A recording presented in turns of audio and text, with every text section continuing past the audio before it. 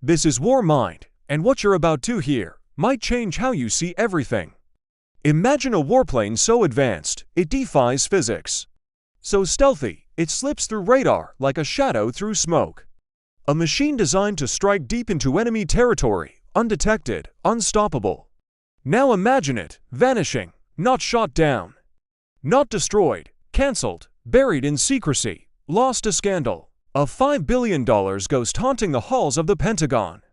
This is the story of the A-12 Avenger, America's most expensive military failure.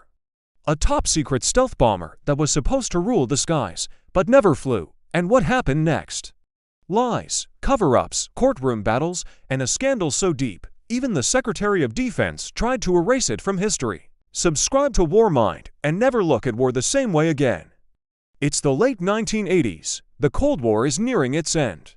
The Berlin Wall is about to fall, but in the shadows, the US Navy is planning a revolution in air power.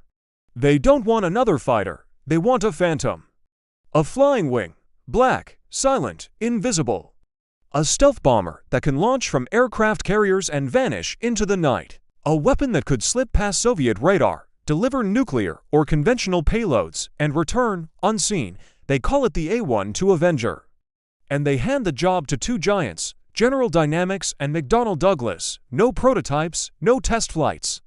Just a fixed-price contract for $0.8 billion to deliver a machine that doesn't exist, using materials that barely do. Carbon composites, radar-absorbing coatings.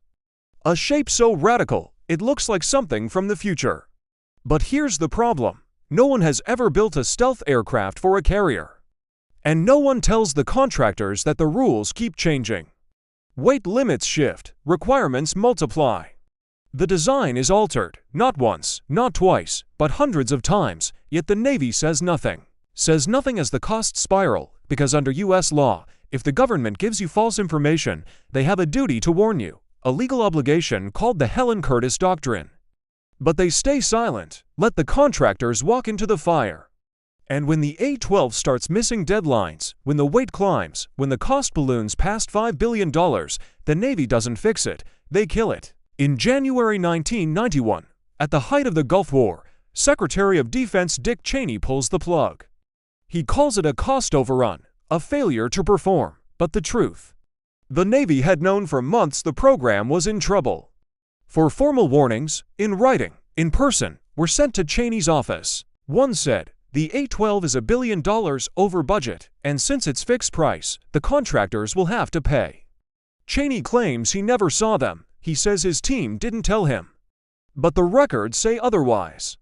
Meetings were held, memos were filed, red flags were everywhere. And still, he terminated the contract, not for performance, but for default. That means the contractors don't get paid. And the government keeps the money, except they didn't build the plane. So who owes who? The fallout is instant. General Dynamics and McDonnell Douglas sue. Not for profit, for survival. They argue, you changed the rules. You hid the truth, you broke the law. But the government fights back. With silence, they invoke state secrets, refuse to hand over documents, claim that revealing the truth would harm national security. Even though the program is dead, even though the plane was never built.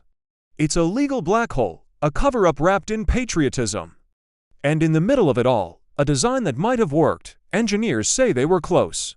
The shape was right, the materials were evolving. The stealth concept, valid. But the A-12 wasn't just a plane. It was a fantasy built on sand, too thin, too fragile. Too complex for the brutal life of a carrier deck. Saltwater eats stealth coatings, sailors aren't lab techs. And a plane that can't survive a rainstorm isn't ready for war. Still, the Navy pushed forward. Why? Because they needed a weapon to match the Air Force's B-2 Spirit. They didn't want to be left behind. So they gambled, and when the gamble failed, they blamed the players. This wasn't just a failed project, it was a betrayal. A breach of trust between the military and its builders. And it set a precedent: if a program gets too messy, just cancel it. Deny everything. Walk away. The A-12 was never flown. Never tested. Never seen by the public. But its wreckage lingers, in court files, in whistleblower accounts, in the quiet anger of engineers who gave everything, only to be erased. So when you hear about next-gen stealth, about hypersonic drones, about invisible warplanes, remember this: behind every miracle machine, there's a story like this one, a dream too big, a cost too high, a truth too dangerous to tell, and the A-12, it's still out there, not in the sky, but in the shadows of the Pentagon, waiting. This is part 1 of a series on the A-12 Avenger, the stealth bomber that never was. In the next episode, we'll dive into the courtroom battle, the whistleblowers, and the secret memos that prove the cover-up was real. Thanks for watching Warmind, where history isn't just told, it's felt.